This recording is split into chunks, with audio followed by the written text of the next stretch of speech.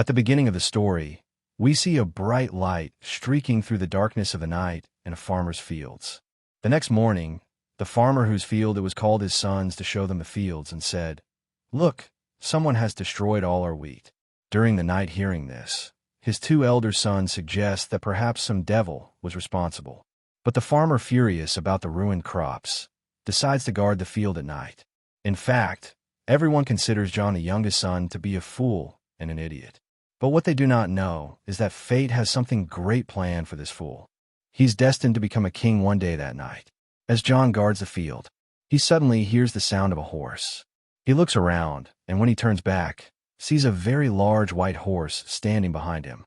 He gets scared but determined to catch. It throws a rope around the horse. The horse starts running, and John grips the rope tightly trying to stop it. However, the horse runs so fast that John gets dragged along, unable to control himself. Finally, the horse charges straight into a swamp and gets stuck. Seeing this, John feels sorry for the horse and decides to help it. He ties the horse's rope to a windmill and manages to pull out of the swamp. Once freed, the horse sits there sadly, feeling pity for it. John decides to let it go, but before doing so, he makes the horse promise that it will never destroy their crops again. The horse, in reality, is a magical mare. After making the promise, John releases it, and the mare happily runs away at great speed. The next morning, when John wakes up, he's surprised to see two very beautiful horses standing in the stable. Along with them is a smaller horse named Fo, who is the son of the magical Marir and can talk to humans. Fo tells John that his mother sent these horses as a gift because she was pleased with his kindness. Hearing this, John feels very happy. Meanwhile, John's father is approaching him angrily. After seeing the ruined field, John gets scared because despite catching the horse last night, the crops were still destroyed. Understanding the situation, Fo quickly takes John on his back and runs away at lightning speed. John is completely amazed by this. As they run, they reach a city. John then tells Fo that the two horses were left in the stable. In response, Fo whistles loudly, causing the horses to come straight to them from the stable afterward. John heads towards the city's market with the horses, hoping to get a good price by selling them when he arrives. Everyone in the market is astonished to see these two horses, as they had never seen such magnificent creatures before. Everyone wants to buy them. Fo advises John to sell the horses to a man sitting in a hut nearby. However, John disagrees and says he will sell them to the king of that place because that would make him very happy. John then takes the horses to the king, but the king, doubting him, tells his minister that he does not believe such wonderful horses could belong to John. The minister suggests that John must have stolen them from somewhere. Following this, the king takes both horses from John and starts leaving without paying him. Seeing this, John feels disappointed. Noticing his sadness, Fo whistles loudly once again. Hearing this, the horses break free from the king's carriage and run towards John.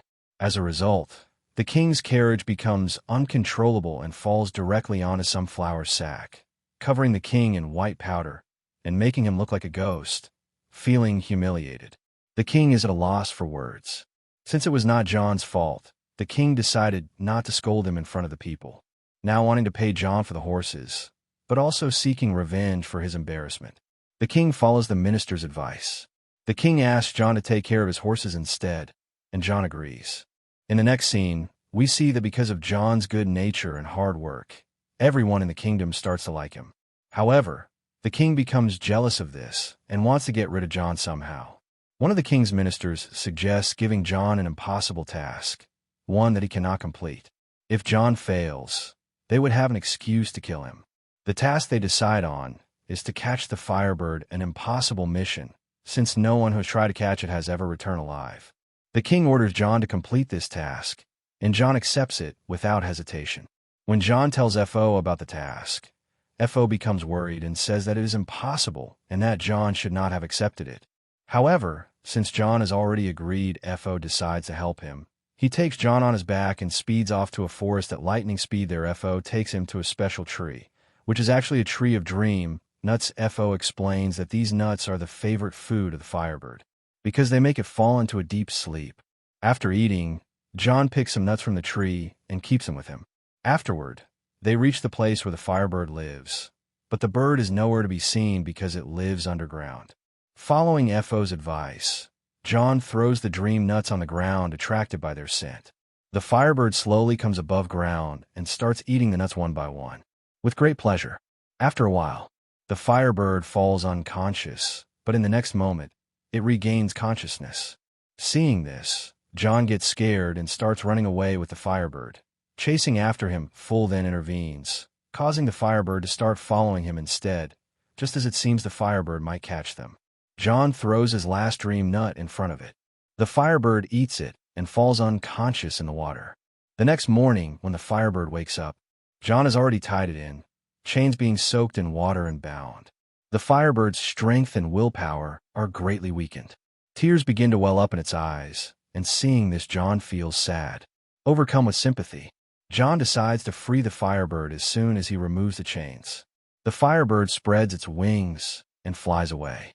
Grateful for John's kindness, the firebird leaves behind a shining feather as a gift, receiving the feather. John feels very happy and returns to the kingdom with Fo.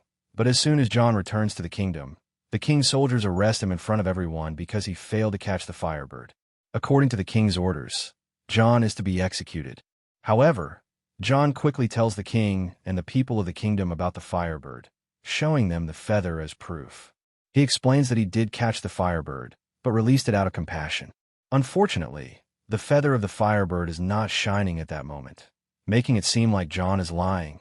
The king smirks and declares that since John failed to follow his orders, he will be sentenced to death. The soldiers are about to execute John, when suddenly the firebird appears in the sky.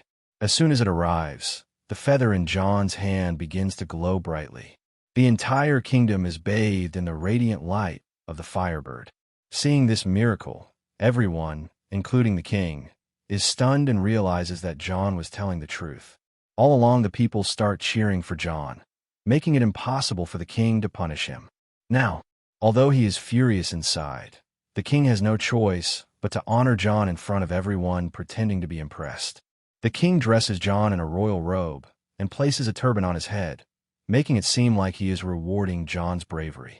But deep down, the king's hatred for John only grows stronger, determined to get rid of him.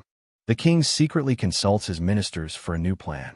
One of the ministers suggests that they give John another impossible task: to find and bring back a princess who lives on the snowy mountain peak far away from the earth. The minister explains that if John fails, the king can have him executed, and if John succeeds, the king can marry the princess and gain more power. The king is delighted with this idea. Without wasting any time, he announces the new task to the entire kingdom and orders John to bring the princess, quickly helpless to refuse. John sets off on the journey with Fo thanks to Fo's lightning speed. They soon reach the snowy mountain.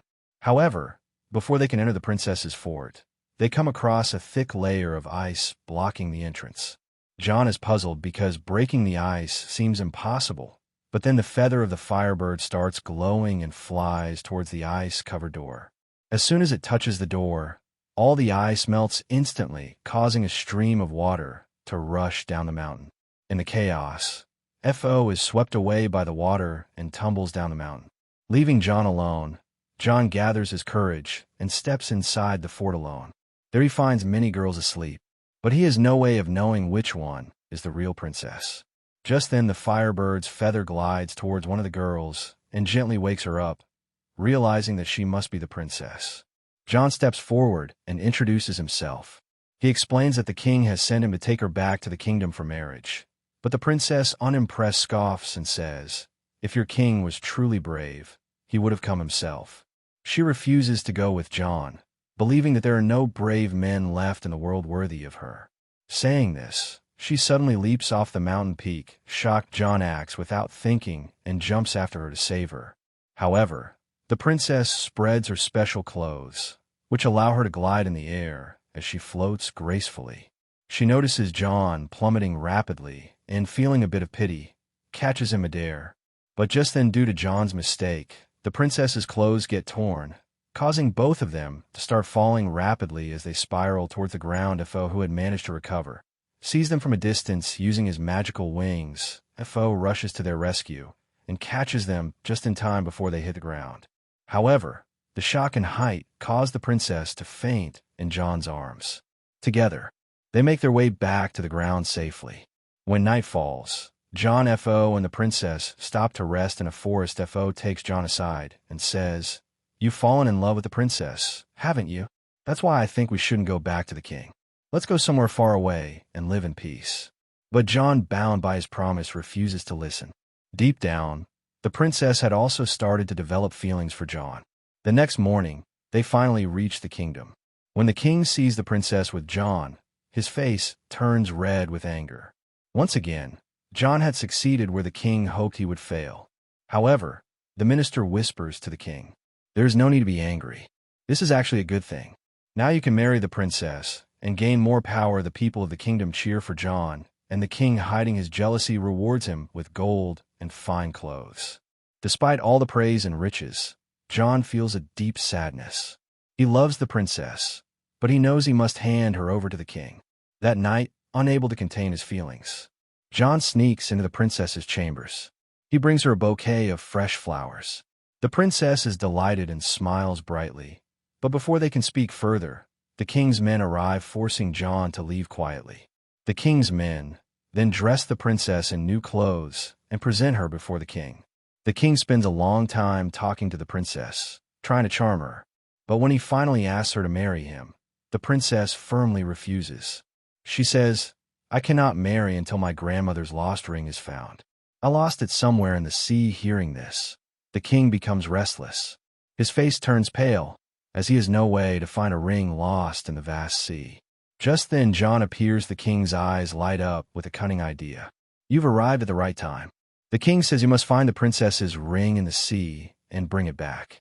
John nods and accepts the task full, however feels a wave of anxiety. This task seemed even more impossible than before. Desperate, Full asks his mother for help. She uses her magic and shows them a vision in the sky. The ring is inside the belly of a great whale, which has been trapped and turned into an island in the sea. She also reveals the path to reach the whale. The next morning, John and Fa set off on their new quest. As they fly over the sea, a sudden gust of wind throws John off balance. He slips from F.O.'s back and plunges into the ocean below. Luckily, he's unharmed, and looking beneath the water, he sees a giant whale bound with thick chains, its body covered with coral and sand, making it look like a small island. John immediately realizes that this is the whale they were searching for. Just as he reaches the surface, a massive wave crashes toward him, but before it can sweep him away, Full swoops down, and together they fly close to the chained whale. F.O., who understands the whale's language, learns that the whale had once accidentally swallowed some ships, leading to its capture and imprisonment. The whale, filled with regret, now wishes to make things right. John begins to think about how to free the whale. An idea strikes him. If we can make the whale sneeze, the force might break the chains with Full by his side. John bravely enters the whale's enormous nose. The two of them start tickling the sensitive walls of the whale's nostrils. The whale's eyes widen, and a rumble builds deep within. Suddenly, the whale let out an enormous sneeze. The force of the sneeze is so strong that the chains snap one by one, along with the chains. All the ships and treasures the whale had swallowed were also thrown out into the sea. John and F.O. also came out with the sneeze and reached the shore, where they saw a whale getting free and happily going into the depths of the sea. But then John remembered that he had forgotten to ask the whale for the ring, which made him very sad. Just then, a crab came to him and gave him the ring because the whale had understood John's feelings. John was very happy to get the ring. He then returned with Full, but as soon as he arrived, he secretly went to meet the princess. After giving her her grandmother's ring, he proposed to her. When the princess saw the ring, she understood that John was a brave boy, and she happily agreed to marry him. Meanwhile, the king's minister saw John with the princess and brought the army to catch him.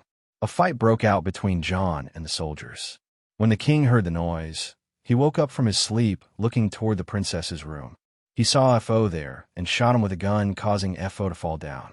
After that, John was arrested for secretly meeting the princess. That night, while the princess was in her room, a chick came to her and took her to the stable. It was sent by F.O. The princess told F.O., I wanted to get rid of the king, so I convinced him to pass through 3 ponds by offering him the promise of youth and a secret recipe. But then the king's minister arrived and advised the king that John should go through the ponds first the next afternoon. In front of everyone, John would have to pass through 3 large ponds. The first pond would have boiling hot water, the second freezing cold water, and the third boiling milk to save. John, the princess explained, "We need to put my grandmother's ring in the hot water pond, then a firebird's feather in the cold water, and the flower of life nectar in the milk pool, which is at the last turn of the earth." Fool replied, "We have the ring and the firebird's feather, but I don't think I can get the flower of life nectar by tomorrow afternoon because I'm already injured." But the princess encouraged him. "You can do this." After she left, despite his injuries, Fool set out at lightning speed to get the life nectar flower the next morning in front of all the subjects. The king showed the 3 big ponds he had prepared. Then John was brought out of prison.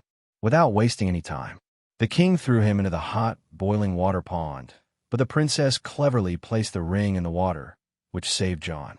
After that, when John fell into the cold water pond, the firebird flew over and dropped its feather in the pond, saving John again.